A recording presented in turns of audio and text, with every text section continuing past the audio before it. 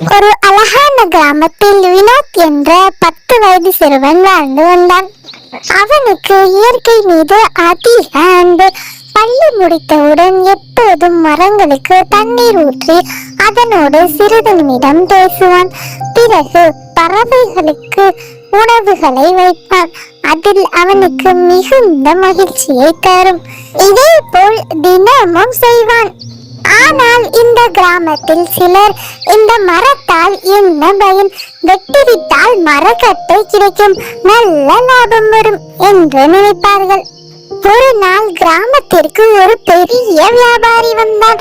அவன் இந்த ஆலமரத்தை வெட்டிவிட்டால் நிறைய பணம் தருவதாக கூறினார்.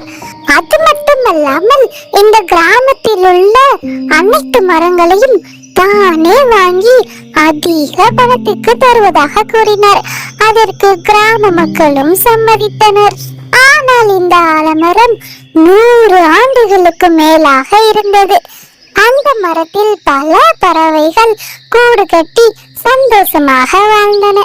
கோடை காலத்தில் அந்த மரத்தின் நிழலில் தான் மக்கள் ஓய்வெடுப்பார்கள். குழந்தைகள் சந்தோஷமாக விளையாடி கொண்டிருப்பார்கள்.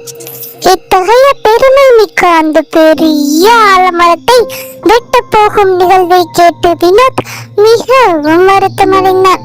அப்போது அவ்வழியாக சென்று கொண்டிருந்த ஊர் தலைவரை அழைத்து, ஐயா, இந்த மரத்தை வெட்டாதீங்கய்யா. அந்த மரம் நமக்கு நிழல் தருது, சுத்தி உள்ள காற்றை சுத்தப்படுத்துது, மழை பெய்யவும் உதவுது, பறவைகளுக்கு நல்ல வீடாவும் இருக்கு. அதை போய் வெட்ட எப்படியா மனசு வரும்? அட தம்பி, நீ ரொம்ப சின்ன பையன், உனக்கு என்ன தெரியும்?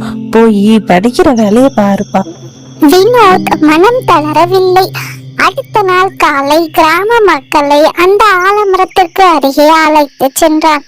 அவர்கள் அனைவரும் வந்தபோது அந்த மரத்தில் உள்ள பறவைகள் பயந்து பறந்தன. அப்போது கார்த்திக் ஒரு சிறிய குருவி கூட்டை கையில் எடுத்து காட்டினான். அதை யாராவது உடைத்து விடுங்கள் என்று கிராம மக்கள் அனைவரிடமும் கேட்டான்.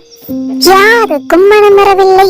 அனைவரும் அமைதியாக வேடிக்கை பார்த்து கொண்டிருந்தனர். பிறகு வினோத் மெதுவாக கேட்டான், இந்த அழகான குட்டி குருவி கூட்ட உடைக்க உங்களால மனசு வரல, அப்படி இருக்கிறப்போ இந்த ஆயிரக்கணக்கான பறவைகள் வாழ்ற அந்த வீட்டை இடிக்க உங்களுக்கு எப்படி மனசு வரும்? நீங்களே சொல்லுங்க.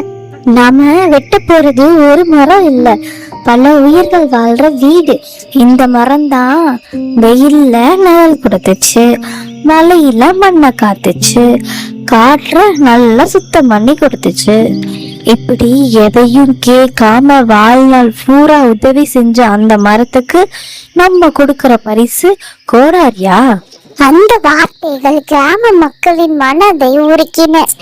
அப்போது ஒரு வயதான தாத்தா கூறினார், நான் சின்னவனா இருந்தப்போ இந்த மரத்துக்கு கீழே தான் எங்க அப்பா கூட சந்தோஷமா விளையாடினேன். அப்புறம் என் திருமணத்துக்கு பிறகு இந்த மரத்தோட நிழல்ல தான் எல்லாம் குடும்பமா உட்காந்து சந்தோஷமா பேசிட்டு இருந்தோம். இன்னைக்கு என் பேரனும் இதே மரத்தோட நிழல்ல தான் உட்காந்து விளையாடிக்கிட்டு இருக்கான். பணத்துக்காக வெட்டுறது ரொம்ப பெரிய தப்புதான்ப்பா. இவ்வாறு அனைத்து கிராம மக்களும் தன் மனதை மாற்றி மரத்தை வளர்க்கலாம் என முடிவு செய்தனர். பிறகு அந்த ஆலமரம் இந்த கிராமத்தின் பாதுகாப்பு மரமாக அறிவிக்கப்பட்டது. இயற்கையை பாதுகாப்பது நம் அனைவரின் பொறுப்பாகும். Please subscribe our channel. Thank you for watching.